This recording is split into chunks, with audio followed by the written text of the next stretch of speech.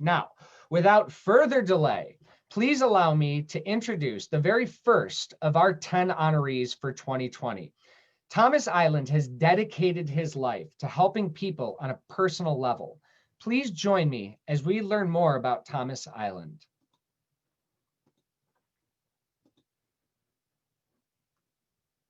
In 2015, Thomas Iland walked away from a successful career in accounting. Iland wanted to tell the story of growing up with autism in order to bring education and inspiration to people on a personal level. Since leaving accounting and joining the Toastmasters International organization, he earned the Distinguished Toastmaster designation in 2017 and became one of only 87 Toastmasters International accredited speakers in the world. It has been brought to my attention that Zoom is being Zoom. So please bear with me for just a moment here, and we're going to give that one more good faith effort.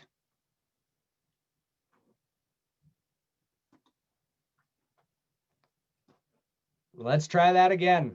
In 2015, Thomas Iland walked away from a successful career in accounting. Iland wanted to tell his story of growing up with autism in order to bring education and inspiration to people on a personal level.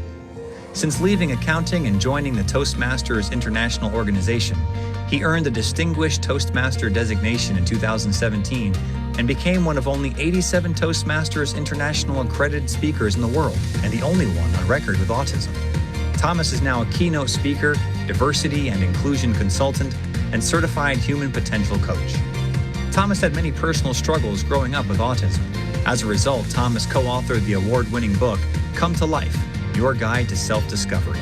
The book was written to assist young people with autism and other learning differences with the transition to adulthood. In the book, Thomas developed a mantra that he lives by called, Know Yourself, Love Yourself, Be Yourself. This mantra is the source of Thomas's success and allows him to be the hero in his life. Thomas has dedicated his part to sharing his knowledge of autism, to helping anyone that has autism, a parent, an employer, an educator, and law enforcement. Even during the pandemic and orders to shelter in place, Thomas has been speaking about autism on Zoom calls all over the world. Thomas strives to make things better for those with autism and to help them find jobs, and to teach people how to approach and handle a situation where it involves someone with autism. His mission is to educate and motivate people to reach their full and true potential. Thomas is a recipient of the JCI Santa Clarita 40 Under 40 Award, as well as the Santa Clarita Valley Top 51 Unsung Heroes Award. Thomas currently lives in Santa Clarita, California, with his dog Bridget. Please welcome your 2020 10 Outstanding Young American, Thomas Iland.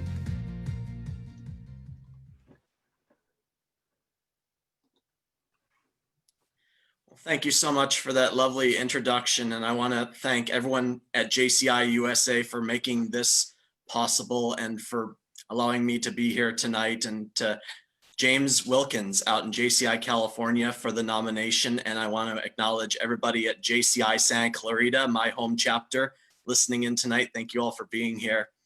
And I really also want to thank my parents for being on this call and for being allies, as we call it in my book, Come to Life, throughout my life. And I want to say it's very interesting times that we are living in right now. When I first got the call that I was getting this award, I said, you have made my year, because this pandemic has really taken a lot out of us, but it's also helped us to look within. And growing up with autism, in a sense, I feel I've prepared my entire 36-year life for this moment, because I know how it feels to be isolated.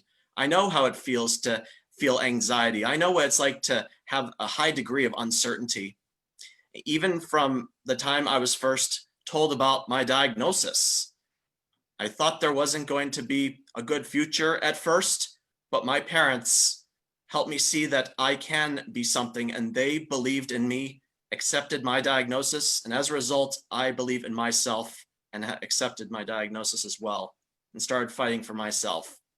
And as a result, I've gone above and beyond and conquered a lot of obstacles and overcome so much that many people think someone with autism can't do. I think we tend to underestimate the potential and the possibilities of someone with autism. But when you help, you see that dreams can come true. So as an example, when I was younger, I knew I loved Star Wars and I was good with numbers and I wanted to be George Lucas's accountant. And I set that into motion with my parents' help and believing in me and that it was possible. And I worked for Disney right out of college. And after I left the company, Disney went on to acquire Lucasfilm. So the way I see it, retroactively and indirectly, I was George Lucas's accountant. And I kept moving forward in my accounting career, but more and more I felt that I belonged somewhere else.